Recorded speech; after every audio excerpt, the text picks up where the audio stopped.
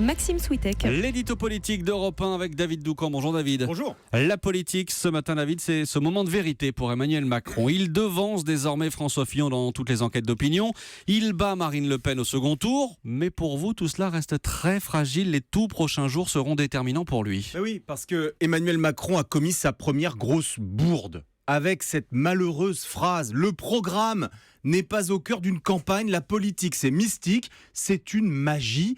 Fin de citation. Probablement qu'il le pense vraiment, mais ce n'est pas audible. Les Français sont inquiets de leur avenir. Ils veulent légitimement connaître le projet qu'on leur propose pour le pays. Et puis, avec cette posture, il offre gratuitement à ses adversaires une occasion rêvée sur le thème « On l'a perdu, c'est un gourou, un illuminé, pas un futur président, j'en passe, et des meilleurs ». Quant aux 20%, dont les sondages le créditent désormais de manière stable, le plaçant devant François Fillon, ils sont très fragile. Seulement un tiers des personnes qui disent vouloir voter pour lui affirment en être sûrs à 100%. En clair, son électorat est volatile, incertain. Ses partisans d'aujourd'hui peuvent se détourner aussi vite qu'ils l'ont adoré. Pour toutes ces raisons, l'équipe de campagne commence à se crisper. Certains élus se plaignent d'un Emmanuel Macron tendu, qui dort 3 heures par nuit, qui se montrerait de plus en plus souvent colérique. En fait, c'est paradoxal. Il est donné qualifié, largement gagnant même pour le second tour face à Marine Le Pen. Et pourtant, ce que vous nous décrivez, c'est un Macron sous pression. Bien sûr qu'il a la pression. Emmanuel Macron est intelligent, donc il sait qu'il s'est mis en difficulté avec cette histoire de programme. Tenir